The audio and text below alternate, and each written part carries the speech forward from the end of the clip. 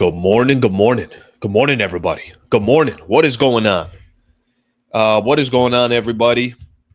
Thursday, June 26th. Round one in the books. Round two coming. Lakers with a number 55 pick. Appreciate you guys hanging out. Hopefully some more movement. Hopefully a lot more stuff going on around the NBA. Thank you very much for being here. I appreciate you guys being a part of the show. Really appreciate the support, too. Getting some great love in this free agency period, getting a lot of NBA fans, Laker fans tuning in here. So thank you very much for doing that. I appreciate you guys being a part of it. Please subscribe to the channel if you guys don't mind. Just takes a quick second. Please consider being a member. It's $3 a month, and it's a great way to support the channel. So I'd greatly appreciate that. Okay, we got a lot of topics to get into today. We got a lot of great stuff. I think we're getting closer to some movement, everybody. What's today? Thursday? I think by Monday we're sitting here together, and the Lakers have done something. That's my prediction. It's based off of nothing, by the way. It's just my intuition thinking that things are supposed to happen and things will happen. A lot of good rumors are out there. Lakers obviously got a pick coming a little bit later today as well. So there's going to be a lot of different things and a lot of different angles that we can hit on today. And we'll take it from there. Let me share a quick quote with everybody. I do this every morning. Hopefully these quotes, hopefully some of them click. If some of them don't, it's all good. People like sharing quotes as well. If you got a quote that you want to share, feel free to do so. Some of the world's greatest feats were accomplished by people not smart enough to know they were impossible. I love that, actually. Some of the world's greatest feats were accomplished by people not smart enough to know they were impossible. So really nice quote right there. If you guys got something you guys want to share with the crew, feel free to do so. I'm also going to, as the show goes on today, I'm going to kind of keep my eye on X, on Twitter, just because things can be going down at any moment. And because of that, obviously it's an exciting time of the year, but I don't want to make sure that I'm not missing anything while the show is going on. Cheers to you this morning, by the way, whatever you're drinking. Got my my mug, the Mountain Coffee up in Lake Arrowhead. Phenomenal coffee up there. Hopefully you guys are enjoying your cup of coffee, and we'll get things started. Let me give everyone a quick rundown of the show. I see a lot of the comments that are there as well. I haven't actually physically looked at them, but I know they're there, so I'll hit on a couple of these comments before we get started. NBA draft round one. Kind of some takeaways from the first round of the draft. If I could be honest, I thought it was underwhelming. I thought the coverage was It is kind of interesting to see some of these players that are now coming in the league and already made millions in NIL. They're like, yeah, it's just another day in the office. A little bit on round one. I'm not going to sit here and try to break down every player, any of that stuff. That wouldn't be my specialty, so I'm not going to do that. But there are a couple things I want to take away. Thought there was going to be a lot of action. We were sold on there's going to be a lot of action. Not a lot of action last night. Couple little things went down. One of the things that went down was Mark Williams getting traded to the Phoenix Suns. I got a beef with some people on X and some Laker fans out there. I don't know what they're wishing upon Mark Williams, but I'm not wishing upon the same thing. So we'll talk a little bit about Mark Williams. Lakers got a pick later today at number 55. There are some mock drafts out there. I'm not going to sit here and tell you, I know this guy that came out of Rutgers, and there's another dude out of Syracuse. I'd be BSing you guys if I said that. But I think there's going to be a need for Lakers. I do think you can get value at number 55. I do think good, smart organizations, whatever their pick is, have something in store, and will draft and develop properly. It doesn't mean it's going to happen. It doesn't mean it's always going to work out. But Lakers got number 55, and I hope they are paying close attention to some of the needs that they have and see if they could find some type of steal in the draft. Andrew Wiggins chatter started yesterday, and I just kind of want to talk conceptually what Laker fans and what people think of Andrew Wiggins, if they think this guy would be the right fit for the Lakers, what's the right price package to give out if you're making a deal with the Miami Heat. So we'll do a little bit of that. Sammy Long's going to join us as he does every Thursday at 8:30. He's going to come on today. And then Brian Windhorst had a lot of stuff about what type of players the Lakers are targeting this summer. So we'll end up doing that as well. That's the main rundown. Like I said, if there are other things that are going down, then I will try my best while we're sitting here in real time and try to do my best to like I mentioned, see if there's anything else that's going on, and if there is, then we'll report on it, or at least we'll talk about it as it's happening. All right, let me just see one thing here, because I did see something from Bleacher Report. All right, they're all doing mock draft stuff, so we'll leave that alone. Let me take a look at a couple of the comments here real quick, and then once we get through these comments, we'll get started with our initial thoughts on the first round. All right, good morning, Slee. Good morning, everyone. Good morning. Thank you for being here. Excited for a number 50 future all-star for sure. Can I say this real quick? I mean, obviously, nobody's going to kind of sit back and think that the Lakers are grabbing this. Jokic is not coming at number 55. Let's just say that. Draymond Green, a second rounder. Manu Ginobili. That's probably not what the Lakers are going to get at number 55. But these picks are all important. So you got to do everything you possibly can to make sure, whether you got the number 1 pick or you got the 55th pick, that your organization values these picks and knows what they're doing. And I think actually, if you ask me, one of the reasons why a lot of people are excited about the transition and eventually new ownership taking over, I do think there's going to be an emphasis on drafts and on developing and trying to find these steals and everything else. Not that the Lakers haven't done that at all, because I think they have. But number 55 pick, yes, it's kind of funny. That's the only pick that the Lakers have. But at the same time, probably go get a center and take your time. When one door closes, another opens, but we often look so long and so regretfully upon the closed door that we do not see the one which has opened for us. Fantastic point. I think that can apply to all of us. 100%. I think that can apply to everyone. Good morning. Good morning. Good morning. Nothing but love. All right. Appreciate it, everybody. I appreciate it. Okay. Let's get the show started. Let's get things started. And we'll go from there. Just my first initial thoughts on the first round. There are a couple things that I took away. Number one, there's so much guessing in the NBA draft, period. And guys that you think, today, I'll give you a good example. You guys remember that draft a few years ago. Markelle Fultz goes at number 1. Lonzo at number 2. Best player in the draft was Tatum at number 3. Every single year, you're going to look at a draft and you're going to say to yourself, how the hell did nobody take that guy? How'd they wait till number 10? Or I think Giannis was after number 20. He's 12 or 13. Kawhi was 12 or 14 or something like that. There are so many great players that were picked yesterday that nobody is talking about until a couple years from now, where you're like, that dude's an all-star and he was selected at number 14, or he was selected at number 11, or selected at number 8, whatever the case is. Yes, Cooper Flagg's going to get all the attention because he went number 1, but it's so tough to determine what these players are going to do once they get into the league. On top of that, so much of where they get drafted, what's that front office look like? What's ownership look like? Are they put in a position to succeed, or are they put in a position to fail? I mean, if you're drafted by the Washington Wizards, are you feeling good about your future or the first 4 years of your rookie contract? Versus if you're drafted by the San Antonio Spurs, you're probably like, hey, I actually am going to learn some things here, and I could apply these things for the rest of my career.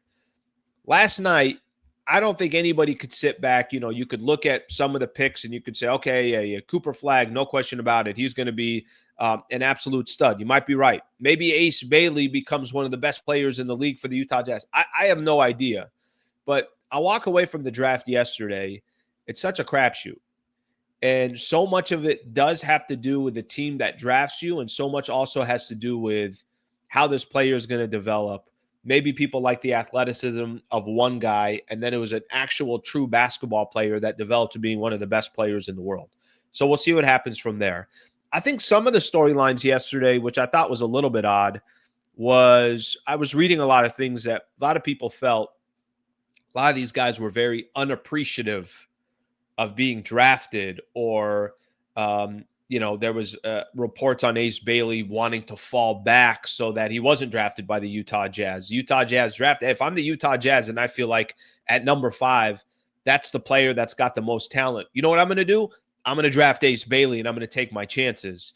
There was the dude that got drafted by the Raptors, which ended up having a conversation, I think with, is it Taylor Rooks? I think it is. Had a conversation with her and seemed very appreciative. But when he originally got drafted by the Raptors, the cameras were looking at him as like, did he just curse? Was he upset that he got drafted by the Toronto Raptors?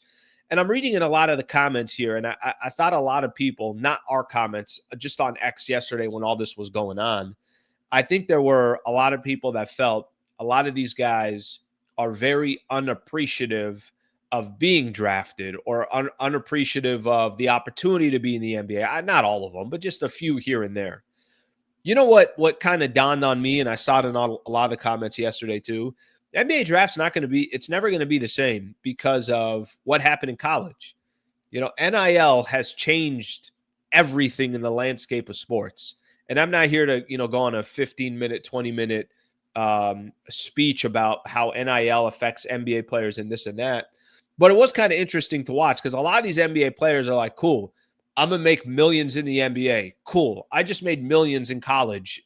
It's just never going to be the same. I don't think, the players that come through the NBA draft probably went through a situation or a predicament where they were paid a few $100,000 or they were paid $1 million or they were paid whatever it is. It's obviously all open now. That was one of the takeaways that I took away. At the end of the day, you look at people have, and I'm not going to go through all this, biggest winners. A lot of people liked what the Phoenix Suns did at number 10. Miami did at number 20. San Antonio did at number, I think it was 14 or 15. I can't remember. I think it was 14, and then OKC grabbed the center at number 15. There were some surprises in the draft as well. Portland drafted a player, Yang Hansen, at number 16, and he wasn't predicted to go until the second round. So we'll see, and we'll find out, obviously what happens from here. But I do think at the end of the day, don't be surprised or shocked. There's going to be players that end up shining. They probably are playing for a good organization or organization that knows what they're doing, and they've put them in a position to succeed. Obviously, Cooper Flagg is going to be the biggest name, and we kind of breezed right past Cooper Flagg because everybody knew that he was going to be number one. We'll see what he does with Dallas. But overall, for me personally, I thought the NBA draft was underwhelming. I didn't think there was anything all that special. I think we all just expected and were sold this flurry of trades going to be going down, picks going everywhere, people going crazy. The Nets have 5 first-rounders. Are they really going to draft all 5? They did. They drafted all 5. But everything kind of went pretty chalk. I don't think it was anything crazy. And maybe we were all sold that there was just going to be so much movement in the NBA on draft night. That didn't end up happening. Now, there has been a lot of movement leading up. But at least for last night, I didn't think it was anything crazy. I didn't think, I walked away saying to myself, oh my gosh, that was one of the wildest nights in the NBA. It wasn't like that. There was also a lot of, I think, criticism towards ESPN of just some of their coverage. They're going to have to figure out what clicks. And I don't know what it is. I'm not sure what's going to click, but I think the coverage is And right now, ESPN is getting a little bit more, at least around the NBA. I think it's different for the NFL. I think they got a lot of things kind of lined up properly in the NFL. But they have a little bit of a reputation right now, or a stigma of like, their coverage is That was it's kind of funny. That was one of the top storylines coming out. It was like, the coverage was okay. That's going to be obviously something for ESPN to have to figure out as they move forward. And we'll see what happens. They're obviously going to be adding some different crews, some of the TNT crew and everything else. So ultimately, at the end of the day, I thought the NBA draft was nothing special, nothing like that. And we'll see what happens moving forward. Round 2 tonight. I'll get into Mark Williams' trade in just a second because I do want to talk about that. And that obviously does hit home for a lot of Laker fans because he was traded for the Lakers and then traded back to the Charlotte Hornets. Round 2 real quick. Number 55 is what the Lakers have. There's no real prediction of what the Lakers are going to do. I think let me correct myself here. There is a little bit of a prediction. I think people, if you go on a mock draft right now, ESPN at number 55 has the Lakers taking Victor Lock-in, a center out of Clemson. I think whether they take this player or not, the idea and the concept of what the Lakers need is a center. They need a big. I'm going to read you guys a quote a little bit later about what Brian Windhorst was talking about in the Lakers targeting wings. There was a story yesterday that came out. Anthony Irwin had put this out, I think on Clutch Points, that the Lakers and the Miami Heat are talking about Andrew Wiggins. That's great. The Lakers definitely need wings, especially if your backcourt's going to be Luka and Austin Reaves. You definitely need some help defensively. Dorian Finney-Smith is there. But you need more size. You need more wings. You need more players that can play both sides of the ball. Lakers got to address a center.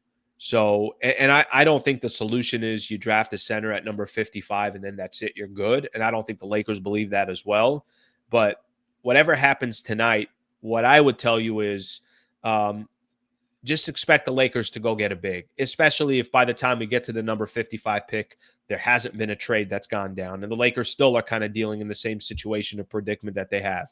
They got to get size. It's the worst secret in the entire NBA. Everybody knows what the Lakers need, and they got to go obviously address it. So this center out of Clemson, I don't know if he'll be available at 55. I don't know if this is the player that they'll take. I don't know if the Lakers, some teams, their strategy is typically, well, let's grab the best player available.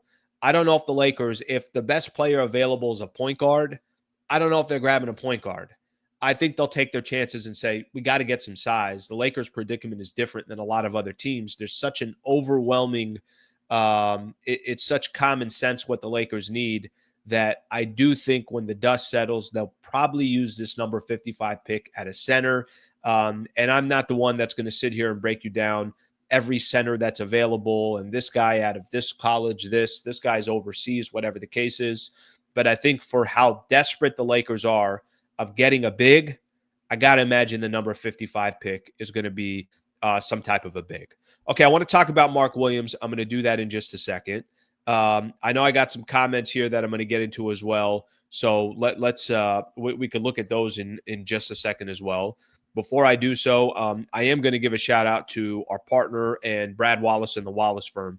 I'll be there on Monday, so I'm looking forward to that. Monday, I'm going to do my show from there. He's got a phenomenal studio, a podcast studio set up at his office. Just he does a lot of work within his industry, so he uses that studio as well. So we're almost done with the draft.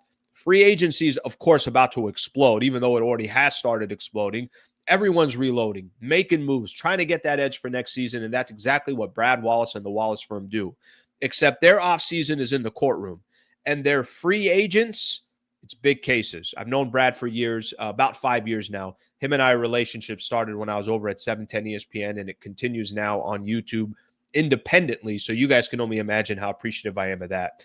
This guy attacks every case like it's a max contract year, just like last month. I've told you guys a little bit about this. The $4.6 million jury verdict, that's not a fluke. That's game film, reps, and execution under pressure. He's an injury attorney, and he can help anybody in the business, anybody that is dealing with a wrongful death case, a serious injury. We created a URL, wallacewins.com/Sliwa, wallacewins.com/Sliwa.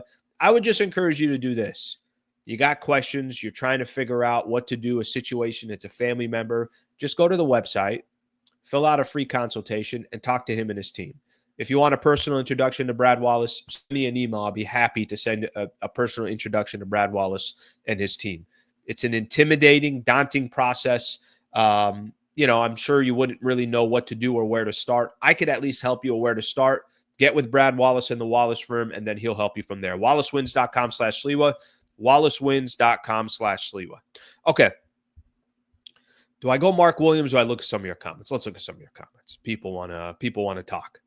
People want to talk. Let's see what we got here. Okay. Good question here. Why is everybody okay losing Rui when he shot over 50% from the field? That's a great question. And we get into Andrew Wiggins. We're going to bring that up here in just a second. But it's a very fair conversation. Let's see. Let's see what we got here. Lakers aren't making any moves until Myers becomes a GM. You'll have to wait. You got to remember, he literally just got signed. Jay Billis and Bob Myers only good. I don't disagree with that. They're good. And Billis, that's his cup of tea. That's what he does. He did actually just start calling NBA games this past year as well, unless he did that a little bit earlier. All right, let me get into something here real quick. I do want to talk a little bit real quick here before we get into the Andrew Wiggins piece of things. Mark Williams was traded yesterday, so traded to the Phoenix Suns. And let me just give everybody just kind of some of the details of the trade, and then we'll go from there. Now, why does this mean anything? The only reason why that movement means anything is because the Lakers obviously tried trading for Mark Williams. So the Suns traded the number 29 pick in yesterday's draft and a 2029 first-round selection to the Charlotte Hornets for Mark Williams. Remember what the Lakers were going to do. The Lakers were going to trade a first-rounder in 2031, and then they were also trading Dalton Knecht, who was the number 17 pick. So Lakers had pretty decent package that was going over for Mark Williams.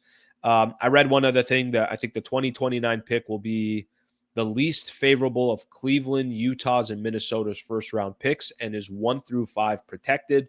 So we'll see where that eventually lands there for Charlotte as they trade him to the Phoenix Suns.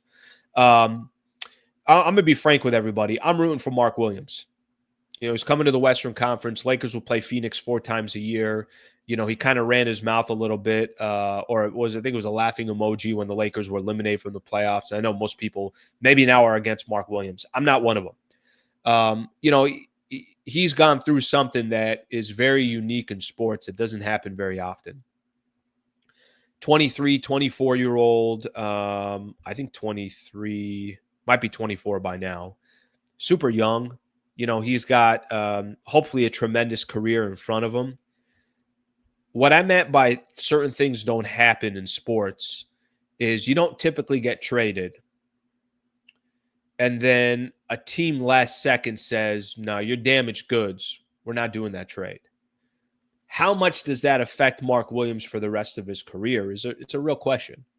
And I didn't like some of the stuff I was seeing on X yesterday and Twitter yesterday, and basically everybody knocking the trade and Mark Williams is damaged goods. I saw a lot of Laker fans on there. I was like, we don't even want this guy. We got lucky we didn't get him. I'm not rooting against Mark Williams and a man's health. I'm just not. Hopefully, and I've told you guys this before, the concept of the Mark Williams trade, I'm a big fan of the concept, the idea. Give up Dalton Knecht, you give up a first rounder, but you get a big that you feel like can be a big for the Lakers 3, 4, 5 years down the road. And he's also at the right age. He's going to help you defensively. He's going to grab rebounds. He's going to block shots, maybe be a lob threat as well to Luka Doncic. That's what the Lakers are hoping for this summer. And if they could address that, then we might have a completely different team moving into the 2025, 2026 season. But what I'm not wishing for is Mark Williams not to be a good player anymore because the Lakers decided not to trade for him because of his physical or from their team doctors what they thought was insufficient. That's the only thing I didn't like about that. I just didn't like that piece of it. I will tell you, from Mark Williams' perspective, that dude probably need a completely fresh start. Some kind of a new team to go to where he can just kind of start over. He's coming to the Western Conference, so it ain't going to be easy. Dalton Knecht probably needs the same thing as well, and we'll see, obviously, the type of effect that has and if the Lakers end up trading Dalton Knecht. But when I saw Mark Williams being traded yesterday, the only thing that I thought to myself was this dude deserves a fresh canvas, just a new blank sheet of paper, and we'll see what he'll be able to do. And hopefully injuries does not define his career, or hopefully the Knicks trade. The only reason why a lot of people know Mark Williams right now is because they traded to the Lakers right after Luka, and then the Lakers sent him back to the Charlotte Hornets. That's the main reason why a lot of people know Mark Williams. That just kind of comes with the attention that comes with the Lakers. So we'll see what happens to Mark Williams, but he was traded to the Phoenix Suns, and obviously the package they gave up for him, smaller package than what the Lakers were giving up. So let's put it that way. Phoenix takes a little bit of a risk. I think they drafted a couple of centers as well. So a lot of people were asking, why are they doing so? Well, they're clearly doing so because they feel like Mark Williams can offer something. Okay, let's get to, I think, the bigger news of the day. Or let me, just because we have this here, not blaming Mark Williams at this point. Clear the front office was in chaos following the Luka trade. I like the idea of, I really genuinely like the idea Mark Williams. I think you guys will keep hearing me say this, that the idea of Mark Williams and that concept I was a fan of. Now, if they're able to figure out a way to make that happen again or get a player like that and they feel more comfortable as far as his health goes, then we'll find out if that's going to be the case or not. But clearly health was the thing that stopped it. All right, what do you guys think about Andrew Wiggins? It's kind of a two-parter here. I saw something a little bit earlier, and I think this ties into it. Brian Windhorst had a quote: Lakers actively looking for wing players in addition to centers. We all know they need a center. We all know, yesterday I spent a lot of time talking about Walker Kessler and what's it going to cost? Can they go find ways to get more assets to get Utah what they need and try to make a freaking deal for Walker Kessler? Or is Kessler going to just end up being one of those players like we've seen a lot? Walker or Miles Turner never became a Laker, but you always heard him in trade rumors. Buddy Hield never became a Laker, but you always heard him in trade rumors. There's certain players out there. Is Walker Kessler going down that same path? Here's what Brian Windhorst said yesterday. He said the Lakers aren't just looking for a center. So we obviously all know that the Lakers are desperate for a center. He said they're actively looking for wing players too. Look, you can be actively looking for whoever you want. Doesn't mean you will make a deal, but the Lakers are in conversations about trying to get wing players because they need wing defenders. This is, I think, the main point that he made here that I think you guys will agree with. The thing is, if they're committed to Austin Reaves and they're committed to Luka playing together, they got to have more defense than just the center. I would expect the Lakers to do something before the end of the week trade-wise. I don't know if it's going to be their center, but they're definitely messing around. So what is he saying? They need wing players. They need a center. We all know that, and they're actively looking for those two positions. I love what he said about Austin Reaves and Luka, because I think the Austin Reaves and Luka piece means if you two are going to be in the backcourt together, even a good center that can play defense, who the Lakers didn't have in the playoffs, even that's not enough to try to accommodate to the deficiencies on defense that the Lakers would have with Luka, and obviously with Luka and with Austin Reaves in the backcourt. Okay. See that from Brian Windhorst. Lakers going to be active, trying to get wings. And then we saw a story yesterday. I think it's a good tie here. Some of this chatter around Andrew Wiggins. The Miami Heat reportedly like Rui Hachimura and could also potentially push for Dalton Connect in a possible Andrew Wiggins trade per Anthony Irwin, LA. NBA Central put this out.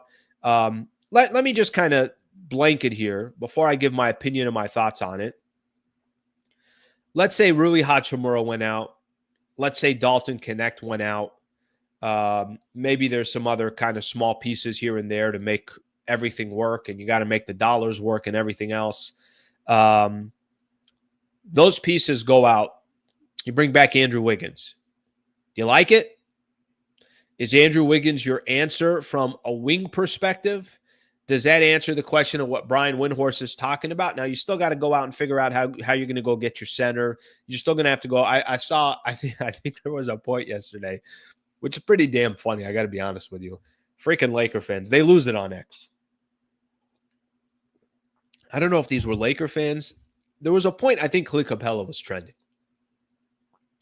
And I couldn't figure out if Clint Capella was trending because Laker fans were like, we're going to freaking end up with Clint Capella. That's going to be our summer. Or it was Laker haters that were like, they're going to end up with Clint Capella and that's going to be their summer. But I'd love your guys' opinion and thoughts on what you think of a move like this happen. My initial reaction, this is what I would tell you. You don't have that many assets. So if your assets are gone, Rui, Dalton Connect, I think you got to, to make the money work, you're going to use another asset or two. Is Miami asking also for a draft pick? I saw some stuff where Anthony Irwin had mentioned that Lakers would not want to trade, their 2031 or 2032 first rounder. Maybe they would include their number 55th pick tonight if they were going to go make a deal. Here's my issue. I like Wiggins. I think Wiggins actually would be a good fit on the Lakers. He's a champion. He's 30 years old, been in the league for a while, but not too old. understands how to play the game, has been on championship rosters, has been on deep playoff runs, has been coached by Eric Spoelstra, has been coached by Steve Kerr. He's been around the NBA. My problem is, if you gave up these assets, how are you getting your big? How are you getting your center? Then that makes me think that, all right, well, maybe Clint Capella is going to be the player that they end up with. I guess the question is what are you valuing more? Are you valuing trying to use your assets for a center, or are you valuing trying to use your assets for a wing? Because yes, you need both. But where should you be spending your priorities on? Should your priorities be on a wing, or should your priorities be on a center? Even if you try to get both, there's going to need to be a little bit more action that goes one way or the other as far as your assets go. As I sit here today, I think they're so desperate for a center that a center would be my biggest priority before a wing. Now, if you're able to, but we could piece together. If we get the right wing, we can piece together a center because we got, again, I'm throwing out names. Clint Capella came in for the 5.7. They drafted a center as well. They brought back Jackson Hayes. I'm making up stuff, right? I'm talking out of my you-know-what, that if they feel like they could piece together the right pieces for a center. Don't forget this too. Rui Hachimura has been pretty decent for the Lakers. I mean, I think Rui's had some impact for the Lakers. I think he's done a good enough job to at least make a case why he should be on this roster coming up to next season. But it's going to be the price of doing business. I'm not keeping Rui if it's holding me back from getting the center I need. I'm not keeping Rui if it's holding me back from getting the wing that I need. The only issue that I have here is last night when I'm prepping for the show, this morning when I'm getting ready for the show, I see a lot of attention going more towards wing players, a lot of attention more going towards that type of player when it's so obvious and clear how desperate the Lakers are for a center. If you're using most of your assets for one of those positions, you got a real decision to make.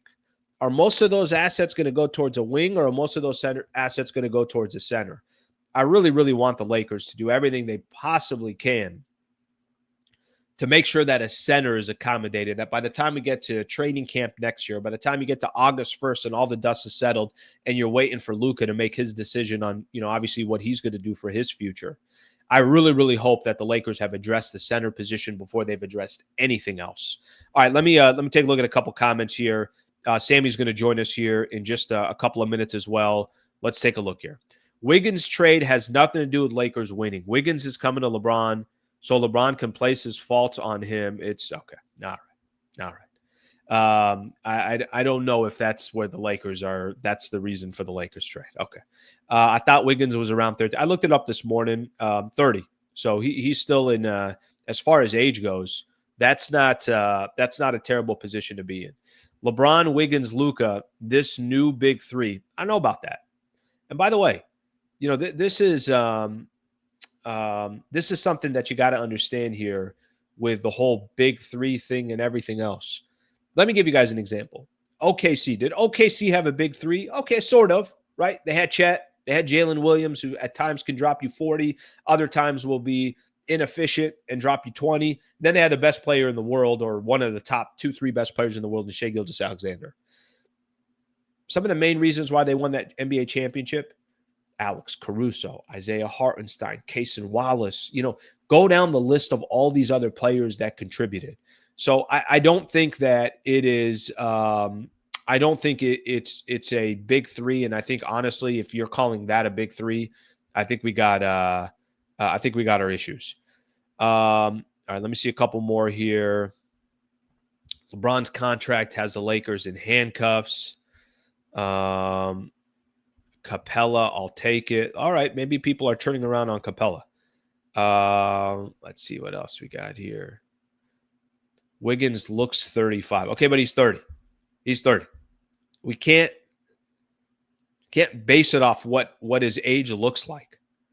You guys remember who was it? Greg Oden. Greg Oden, when he got drafted in the NBA, looked like he was 46. He was 18 or 19. All right, let's let's chat with our people here, or let's welcome in our guest. Want to welcome in Sammy Long, who comes on every Thursday, does a phenomenal job contributing to the channel, and is here to break some stuff down. So, What's up, brother? what's going on, dude? How you doing? Doing good, buddy. How about you? Doing good. I like the looks 35. I mean, LeBron looks like he's like 50. So I guess by that rationale, we just get him off the team. Ron looks a little older. If we're looking hairline and we're looking all that, yeah. If you look lower half down, he's cut up. But if you look lower half down, he looks like he's 28. Yes. Well, I think a lot of 28-year-olds would wish they looked like that. Oh, no question about that. No question about that. What's going on, brother? Okay, so we're on the Wiggins chat. I think you saw this yesterday. Let me just kind of give you my thoughts here real quick. Here's my concern. I don't think Andrew Wiggins is a bad player, and I don't think he'd be a bad fit on the Lakers. I see it. I'm not overly concerned about that. You only got so many assets. And compared to most teams, you actually don't have that many assets at all.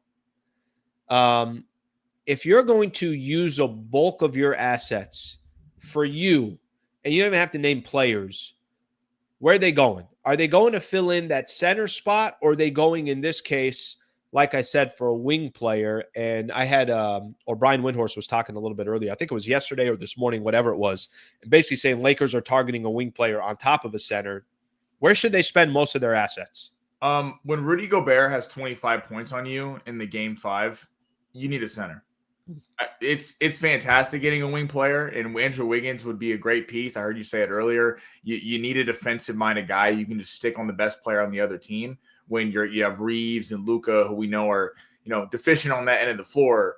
But if Rui's been said a lot in the deal, or possibly Gabe Vincent, if it's somehow Rui in a pick, I mean, you're not getting a center. Then you're hoping that a Brook Lopez or a Clint Capella or one of these guys is going to pop. Maybe you do a thing where you sign multiple of them and just see if they can get you enough there. So then you're left with, I'm just hypothetically here, you draft a big at your number 55 spot. That's if you're not giving up that pick, right, as part of the Wiggins deal. You draft one. You try to convince Jackson Hayes to come back, and then you sign Clint Capella at the 5.7 or whatever that is. Yeah, that's what you mean by, okay, well, now you got to do the center spot with 3 different players. Well, I mean, we saw when the Lakers won the championship in 2020, it was multiple bigs. It was JaVale McGee, Dwight Howard. I mean, that team was so good. That team was so stacked, and not that they're going to have that. But I don't think the Lakers are necessarily just one center away, because you look at an injury and then we're right back where we were. I think even though people, Jackson Hayes, everyone's tired of him coming off the bench wouldn't be, for a minimum deal, the worst thing in the world if you had a legit starting center. But then you have to have a coach that actually brings him off the bench. Yeah, that plays him. That when, again, Rudy Gobert should never have 25 points. That should never happen. Well, what did he have rebounding? Didn't he have over 20 rebounds that game too? Yeah, and he wouldn't put him in, which is crazy at that point, because he was the only guy that was scoring. It wasn't even like Edwards or these guys were going off. They had, I think, historically one of the worst 3-point shooting nights in playoff history, if I'm right, because I think they shot 16% or something like that from this is the final game, right? The decisive game, yeah. Yeah, I mean, like, again, a luxury of Wiggins would be great, hypothetically. If I'm the Lakers, like, Rui's what, 28? I mean, he's younger. He's on the younger side. If Wiggins is 33, I don't know that giving up Rui and a pick, which is also not going to allow you to do a deal for a center, is going to do anything. Because the number 55, Rui's 27. Okay, 27. So I don't know what that does. Getting older, it's hypothetically nice, but I just don't, because the number 55 pick tonight, this is not the NFL draft where second round picks are expected to come in and play. I mean, we know that whoever the Lakers are getting tonight, assuming they stay in that spot without trading up, is probably getting a developmental prospect. So assuming that this guy's going to come in and just start or have significant minutes, that's not realistic. Here's one here that, and I think this is going to be the problem with making a deal with Miami Heat. The only reason why Miami would make a deal like this is because they like Rui. And the report was that they like his size. By the way, Rui was not awful for the Lakers. He wasn't awful. Now, I can make a case, and we can have a Rui conversation here real quick. But here's the problem with a trade like this. basically you're saying, hey, none of these players that are on here we give a flying F about. Would you like them? And that doesn't typically happen in trades. And I think Wiggins does have some value in the NBA. So I don't think that's going to, obviously be the case. And you could understand why that doesn't make sense. You know what I'm curious about? Like I like Rui. I think Rui's a nice player. Yeah. I don't lose sleep for a second if Rui gets traded. I don't. I'm not married to Rui, even though I think Rui had some moments, and I think there are some things that Rui does do well. So I don't want to make it sound like I don't think Rui has value, because he wasn't bad for the Lakers. I mean, there were some games where it's like, hey, Rui's got 20 points and 6 rebounds. And then there were other games where Rui has 1 rebound and he has 9 points. I mean, that would happen as well. But my biggest thing with Rui is he's on an expiring contract. He's at the right age in the NBA. There might be a team. I think he does have value in the league. If you trade him, just know that you're kind of running, unless Reaves is used as a trade asset.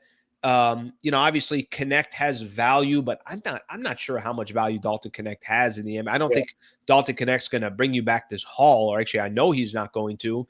Just know that if he's gone, Rui is, you're not going to be really left with too much. You better get what you're looking for if Rui's part of a trade package. Right. I don't want to just get rid of Rui so the Lakers can say they made a move. And if that's Andrew Wiggins, listen, if they got Andrew Wiggins, he could really help this team, because Andrew Wiggins is a really good player. I think, certainly on that Warrior championship team, he was the guy that was taking the hard defensive assignments. But not having the draft capital of a Spurs or something, I guess not anymore because they took their picks last night, but having the draft capital in cap space of some of these teams to trade where they can kind of dispense some of these pieces.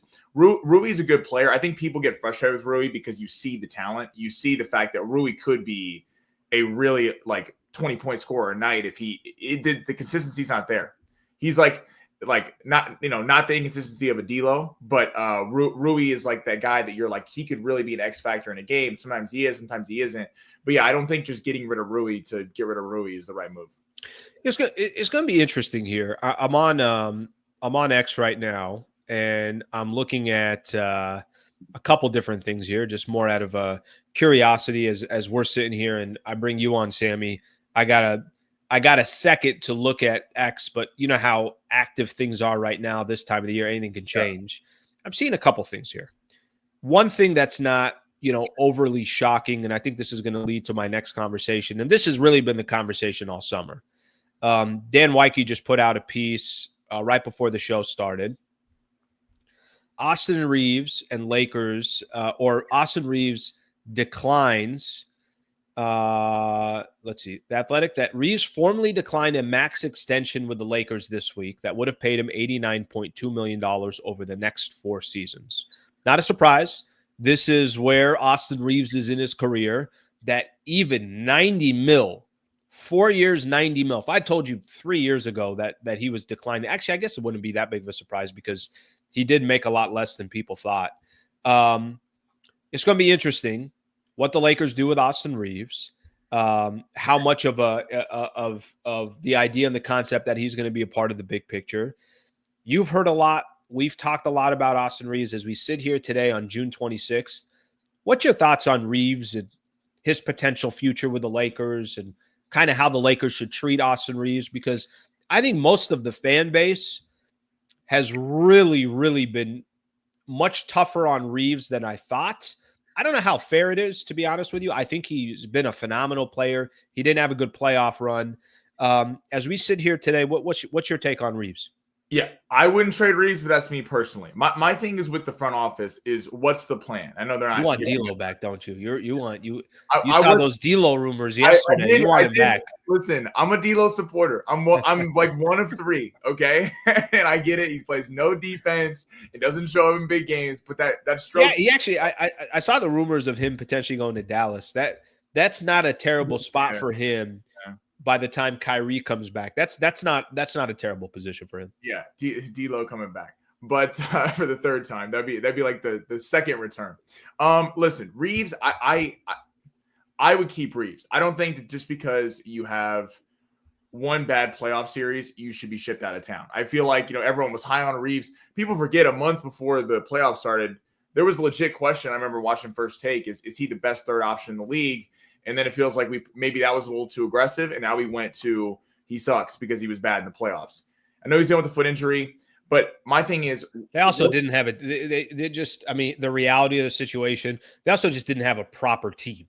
So I don't think we're ever going to know unless they're able to address the center position this summer. I don't think we're ever going to know whether Luka and Austin Reaves can be successful if both of those dudes can't play defense, and there's literally no help behind them as far as a defensive center.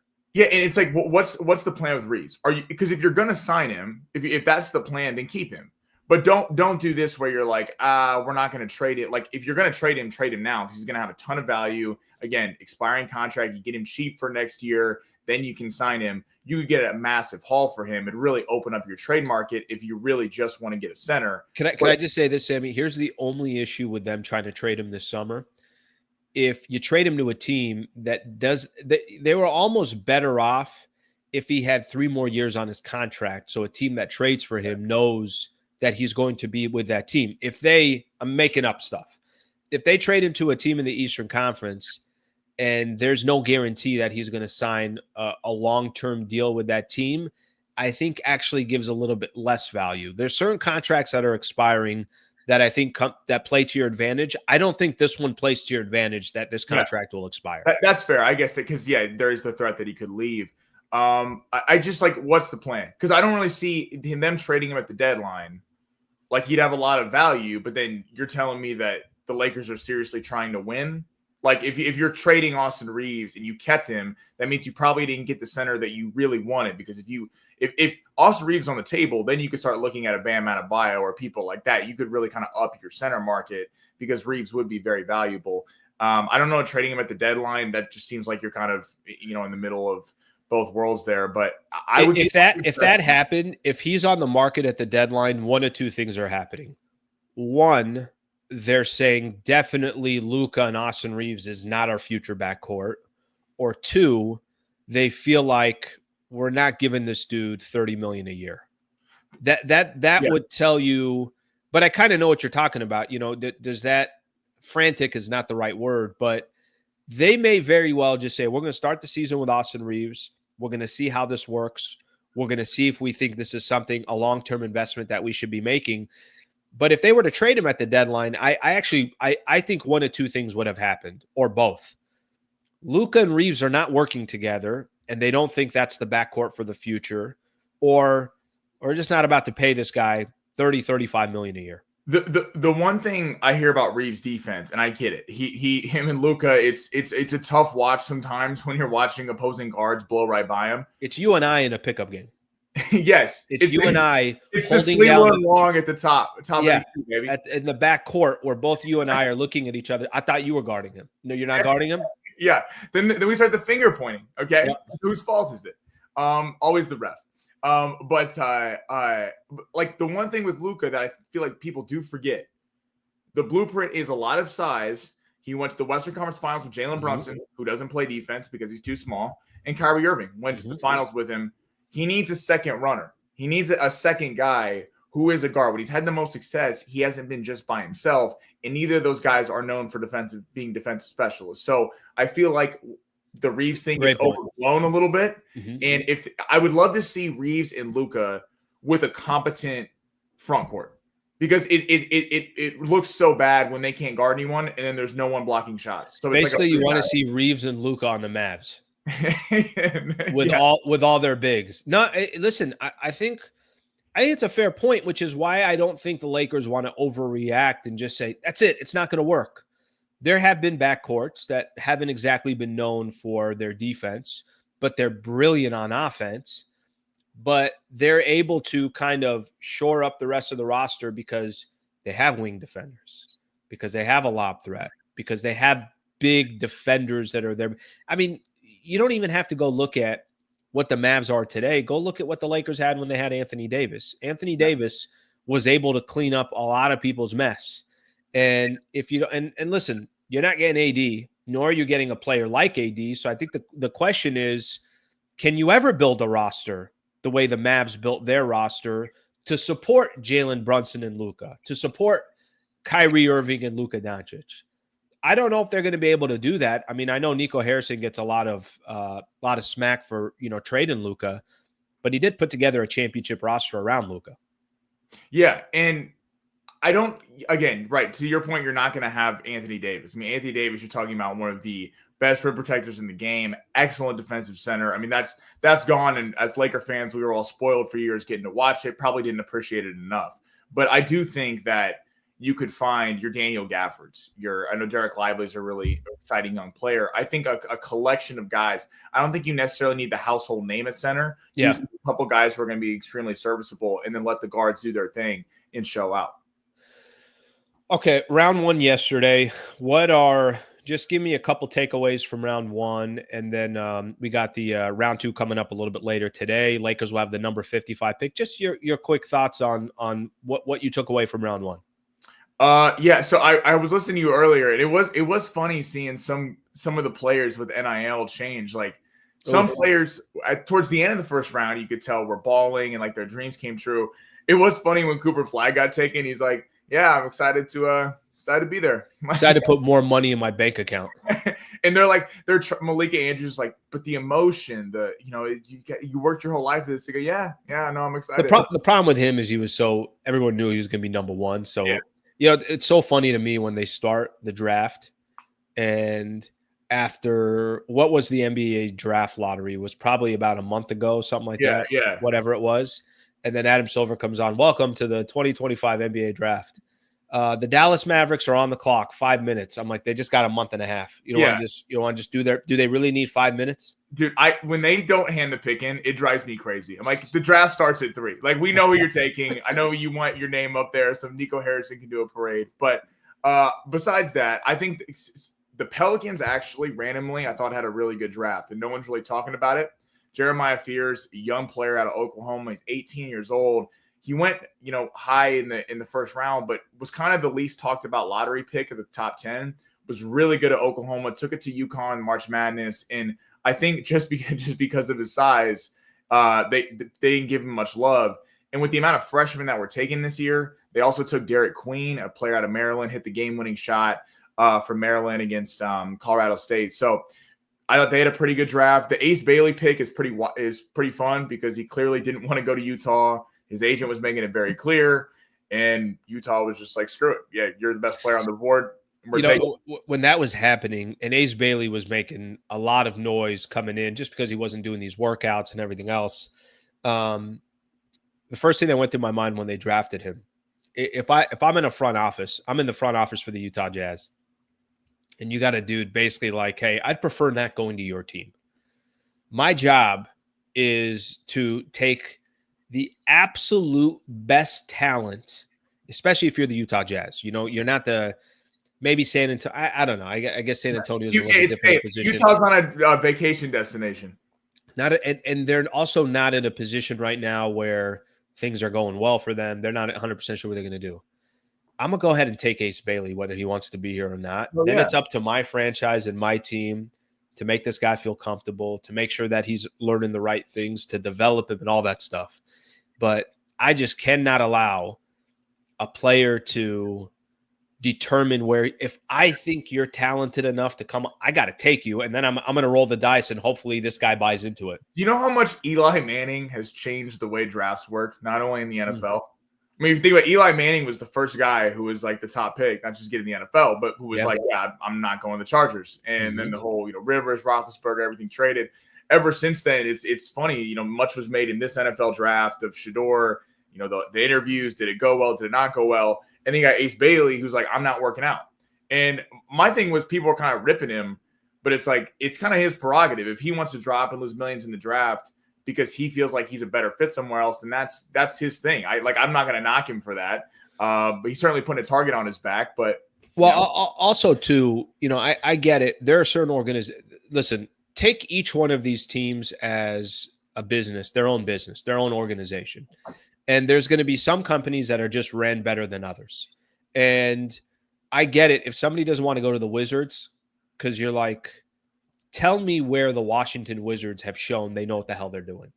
Or Yeah, if somebody right. doesn't want to go to, and I'll use Utah as an example as well. I mean, right now, I have no idea what Utah's direction is.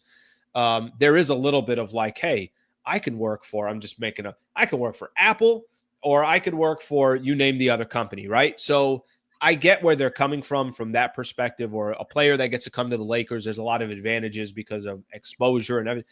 I mean, Dalton Connect was talked about as if he was, Reggie Miller in He his was talking first about more year. than Ricochet. I agree with you. He absolutely was, but that's because he was on the Lakers. Mark Williams, we all know Mark Williams, not because of what he did in Charlotte. A lot of people know Mark Williams because he got traded to the Lakers and then was traded back. Yeah. So I know. And by the way, I don't think that's always a good thing. I think Dalton Connect is better off now moving forward, playing somewhere else where he could just kind of slowly develop. So I think there's advantages and disadvantages with some of these teams. Yeah, the movie poster of the Lakers of Los Angeles and Miami sells better than Utah. So this is the only way for Utah to build through the draft, because if there's a choice between the Lakers and Utah, unless the players from Utah wants to go home from Salt Lake City, it's tough for them to compete. So I kind of get what they were doing, just taking the best available player. Round 2 tonight, number 55. I saw this. ESPN's got a mock draft, and they had Lakers taking a center out of Clemson. Is this just one of those, I don't really care who's available, I just have to take a center? Or do you think the Lakers have a little bit different of a strategy? What do you think happens with the number 55 pick? By the way, it could also be put into a trade between now and by the time that pick is made. Yeah, assuming the pick is made at 55, there's still some good centers left. I'm curious if they go with the established college player who might be more recognizable to everyone, or the prospect. Like the established college player that people know, Janai Broome out of Auburn. He's a really talented player. Was one of the best players in college basketball last year. Really good post-up player, inside-out game, but he can't really shoot threes. He only shoots 30% from three. Ryan Kalkbrenner from Creighton. He's huge. He's like a fifth-year senior. He doesn't rebound very well, but he can run the floor pretty well and kind of do all that. Or do they go to the developmental side, which would be like Vladislav Golden, right? He's actually 24. He's one of the oldest. But Rocco Zakarsky from Australia, who's like 18. He's been linked to the Lakers a little bit. I don't know that. Get some foreigners on this team. Exactly. But take a little 18, risk. He's not going to play for a while. So I'm not totally opposed to like Vladislav Golden, who's like 24. They say he's got a high motor and he's played 6 years in college basketball. So he can just come in and hopefully start helping in some way right out the gate. Because unfortunately, with the 55th pick, you're not getting everything you want a starter. So there's some guys out there. I'm curious if they go with the kind of big name college player. There's a couple still good at the top that they definitely have to trade up for. It's probably going to go here in the first. But yeah, a center, get some size. I don't care who it is. Get some size. Anyone that can come in and hopefully maybe challenge for some spot minutes off the bench. I think there's certain teams where, top 15, top 20, something like that. You might be in a position where you're like, let's just get the most talented player and we'll figure it out. At number 55, I mean, by the way, that's a strategy for a lot of teams as well. It's like, who cares at this point? Not who cares, because I think there's value in all these players. But I think the bigger point is for the Lakers, you're so desperate for size. I mean, I'd be surprised they're not grabbing a center. I just saw this that came off. Dorian Finney-Smith is considering declining his player option with the Lakers and entering free agency per ESPN. To kind of tie back to what we were talking about a little bit earlier, we were mentioning D'Angelo Russell. I will say this kind of an interesting summer for Pelinka. Number one, Pelinka promised that. I think Pelinka's done this a couple times where he overpromises and he underdelivers. I think he needs to flip that and stop selling it that way. But he talked about how active of a summer it's going to be and everything else. Look, the free agency hasn't officially started yet. It will start here in the next couple of days. But if you were to lose Dorian Finney-Smith in free agency and maybe you're not able to go out and get the big that you're looking for, whatever the case is, there is a scenario where by the time Luka Doncic is looking at that sheet of paper on August 2nd for his, max extension or whatever he decides to do, there is a world where he's looking at the roster and saying, yeah, this ain't going to get it done. That's going to be very, very critical. Some of these smaller pieces that happen between now and then, and a lot of that's going to be on Pelinka's back. Yeah, losing Dorian Finney-Smith, then going back to the Wiggins conversation, makes Wiggins more attractive. That's that's kind of what you're I think you looking got to at. have both. Yeah, you need. I mean, well, we see the teams that win in this league. You need multiple wing defenders who can defend, and you need size, and then you need a couple really good guards that can make plays. The Lakers have the guard spot. They need more consistency there. But by the way, can I just say this? I thought DFS was going to be a bigger asset to the Lakers. He really was not that. He was not as good as I thought he was, and I was a big fan of the Lakers trading D'Angelo Russell, and I was a big fan of him coming. And I would have done it, 10 out of 10 times. But I also thought Dorian Finney-Smith would be better in the playoffs. I thought he was underwhelming. And they say the best player to be in the NBA is that kind of like mid-tier player. Your Dorian Finney-Smith, who probably gets overpaid on the open market because everyone wants that kind of player. I mean, listen, I don't want to lose Dorian Finney-Smith, so I'm not going to sit here and have revisionist history. I've been on record that I hope we sign him, but if they don't, I'm not going to sit here and go. I mean, he is 32 years old. I agree with you. I think he could have been a bigger impact in that series. That's who you were really looking for, kind of a matchup play. He could have kind of met the size of some of Minnesota. And, if 32 years old, if he gets some massive deal somewhere in the East, I don't know that you can just pay it because you're so desperate to make a move. It's interesting. Looking at more of these comments, D'Lo for DFS was a lateral move, but it was quiet D'Lo lovers. What's that? Quiet. People are quiet D'Lo lovers. They don't like to say it out loud, but then part of you is like, we need that scoring back. I really don't think so. I really don't think so. Maybe I'm wrong. Maybe there's you should start like a D'Lo fan page. D'Lo fan club. But look at some of these comments. DFS can go. DFS got tired at the end. Everyone got tired. JJ Redick literally did something that's never happened in the history of the playoffs where he didn't play another guy in the second half. Okay. I got tired and I was watching. I wasn't even doing anything. I was sick watching this just collapse. Luka was people want to kill Luka to get out of shape. Was DFS ever even here? Damn. People going at DFS. See, we got a few D'Lo loves. Oh, that was the wrong one. I don't know if that's love for D'Lo. It was averaging. D'Lo walked around, okay, like he was Shai Gilgeous-Alexander. His confidence level was Shai Gilgeous-Alexander. That's what you need. His game was that didn't match. I mean, listen, I like it in life that you have an extreme amount of confidence, but that man's confidence I never fully understood. Let me ask you one more final question here. There was an article out there. I guess a couple of announcers for the Celtics were just demolishing the new, or criticizing the new CBA and how really it's kind of left a lot of teams. You could be the Boston Celtics that have done a pretty good job, obviously, of drafting and developing players and also going out and making trades. But we see what it's done, too. They had to break up their team, probably a lot because of Tatum, but they had to break up their team. Now they saved $180 million in potential as far as their contracts go for next season.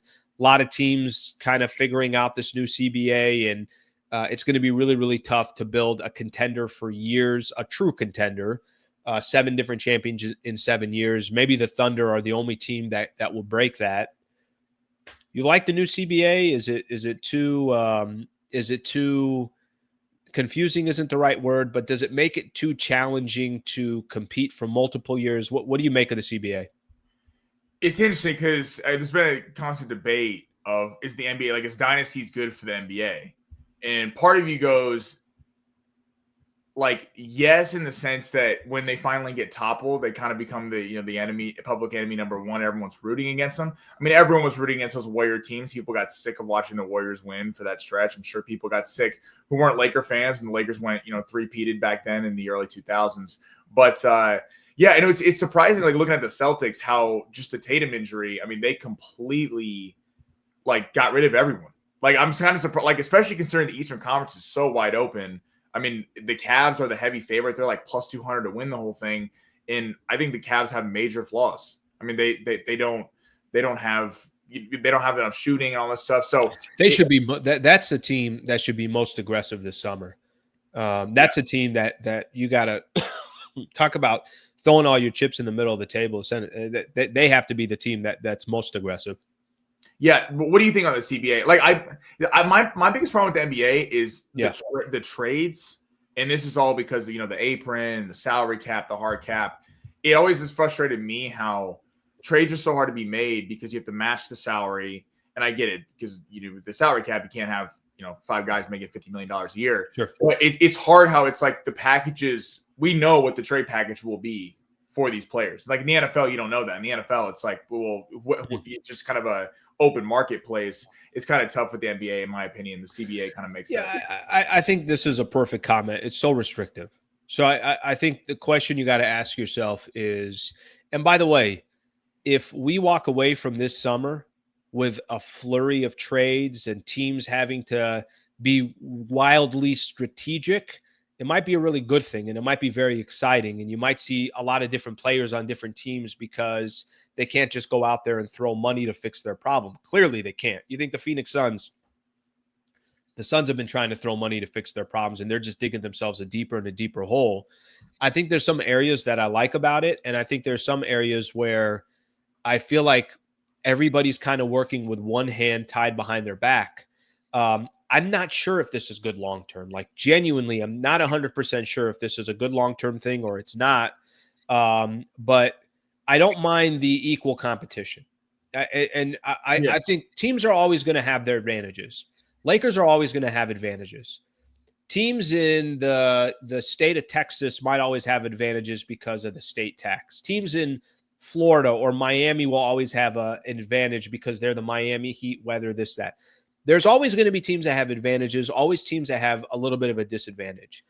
I'm okay with an equal playing field. I think I'm still just trying to understand the effect that every single move has such a daunting effect on these teams. The only thing I didn't like is you're not rewarding teams that are building the right way. And by the way, that has not been the Lakers. So this is a disadvantage to a team that a lot of people on this channel root for. But why should OKC have to choose between these players they drafted and who to pay, who not to pay, if they're the ones that built them through the system? I know Shea's not part of that mix, but a lot of the other players are. Why are they going to be? Why do they get their hands slapped for doing that? That's the only thing I don't like. I thought Denver, for example, Denver won an NBA championship and then basically had to say, yeah, we're going to have to let Bruce Brown go, or we're going to have to let KCP go, or we're going to have to get, you can get a chip and then your team's got to look not significantly different, but pretty different after that. Those are areas where it's like, why are teams that are doing it the right way being, being hurt from building the right way? It's like the NBA is trying to be the antithesis of the MLB, where the MLB is you can buy like the Yankees, the Dodgers, the Red Sox. The Cubs are always going to be somewhat competent. And by the way, I'm not crazy about that. Like I think there's such a wild disadvantage when it comes to that. I'm sure there's a middle ground. There's also teams in MLB that just don't spend anything. I don't think that's okay. Which is crazy. My only problem, and some people probably have an issue with this because to your point, it's kind of disagreeing with it. It is cool when teams get rewarded for drafting the right guys. And I get it. They don't want all the best players to just leave and go to LA or New York or all this stuff. Mm-hmm. I don't like that you can offer super maxes for drafting a player. I think there should be a max salary level player. You already have a salary cap, so it's tough to make moves to begin with. And then you're saying that a team like the Utah Jazz or Oklahoma City, credit to them for drafting well, can offer them more money. So even if the player might want to go somewhere else, they're looking at, $40 million more dollars. Who's going to say no to that when you're literally putting pen to paper, unless you're going to your point, Miami, where there's no state tax, or Texas, something like that. That's always kind of bothered me. And I know that goes against small markets. I know it would help the Lakers if they got rid of that. I credit to you for drafting them. Try to keep them with your sales pitch, not just that you can offer them more money. I think it creates less fluidity in the NBA. All right. I think we're good. I think you've I've ran my course. No, you've well earned your salary. You over-delivered today. By the way, you went collared shirt. The Yeah, got the hair going today. we got the light coming in. I had to match Sliwa's. Sliwa always looks very very clean cut on here. Sometimes, not all the time. I like the black tee. It look. It's very. Yeah. You in Solana Beach today? I am not today. Not today. Okay. Not today. Back there this weekend. Next week I'll be there. All right, brother. Good stuff. Let's see what happens. Let's see what happens tonight. Let's see what happens. By the way, for anybody who, just to give everyone a heads up, if something does go down, anything goes down, trade, anything like that, I'll go live right away. I don't think I'm going live for the number 55th pick tonight. I'll just go obviously live in the morning tomorrow. So we'll break that down. But if something does happen between now and whatever it is, anything from a Laker perspective, we'll go live on it. But know that the number 55 pick is coming up tonight. So we'll keep you guys tuned in on that. And for anyone interested, Tuesday, my guy Sliwa, I'm on the radio in San Diego on San Diego Sports 760. Sliwa, my co-host is going to be co-hosting with me. So stoked to get to hop on with Sammy. Hop on with Sammy out there in SD. So that'll be anyone's interested in tuning in, I'm stoked to have Sliwa on, and it's gonna be a fun. By the way, I think that is July 1st, right? Yeah, I think so. Because Friday is the July 4th. You targeted me right on the start of a free agency. You didn't mess around. I said I gotta have my guy. Very strategic. I was like, Sliwa needs to be there for start of free agency. Very strategic. That's going to be fun, brother. Thank you for coming on. I know you'll be back on. We'll continue to do this every Thursday. So thank you, brother.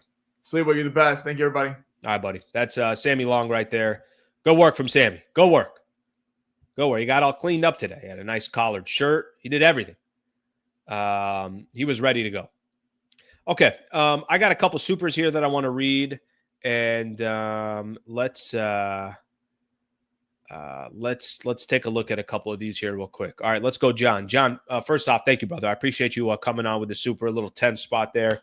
Shout out to John making it happen. Thank you, buddy. I appreciate it. Ryan Kalbrenner for center. DFS leaves. Does this leave any help to sign a free agent? I think Ayton would be good. Coming to greatest franchise makes it difficult. Would you bring in Wiggins? Okay, got a lot of questions there. I think drafting a center period tonight is probably what the Lakers are going to do. Which center that they're going to develop, that's going to be up to them. They'll figure it out. DFS leave. Does that leave any help? In today's world, in today's NBA, it's not going to help you much. I've seen a lot of people say this. Hey, LeBron's taking up 50 plus million. Well, why don't you just not sign LeBron and go use that 50 to go towards another player? That's just not how it works. You want to keep the guys that you have. I think the Lakers will figure out something. I mean, Dorian Finney-Smith, I imagine, I'm just assuming this, and there were a lot of people out there or a lot of speculation that DFS liked being a Laker. He liked playing with Luka, so I'm going to assume DFS stays. And frankly, I know there were a lot of people there that didn't have the nicest things to say about DFS. I'd like to see DFS stay on the Lakers. I think they need him. Keep going here. DeAndre Ayton would be good. Yeah, I think this has been the theme, and I think we all understand this. Lakers need a big. However the hell they get it, just go get it. So we'll see what eventually happens in regards to that front, but they got to get a big. And if it's a DeAndre Ayton, which that might be a little bit more complicated, a little bit tougher to get, but I'm with you. You want to take chances on players that maybe aren't making it happen somewhere else. And the last one on Wiggins, my only problem with Andrew Wiggins is if you use all your assets, the Rui and potentially a pick, how are you going to go improve at the center spot? I think the center spot is more important than a wing player. So that's what I would tell you from that perspective. Okay. Final thing here, and then we're going to get out of here for the day. Like I mentioned tonight, Lakers will have a pick at number 55. If anything goes down and it involves coming on live, then we'll come on live. If that's not the case, then we're going to wait till tomorrow morning at 8 a.m. Part of me, there is a part of me that wants to do some stuff right when it happens. And then there's a little bit of me that's like, well, we'll just wait till the morning. We're going to do our show. And then, people will obviously come in. But if something significant happens today or the Lakers do make a trade or whatever the case is, then we'll make sure to go live.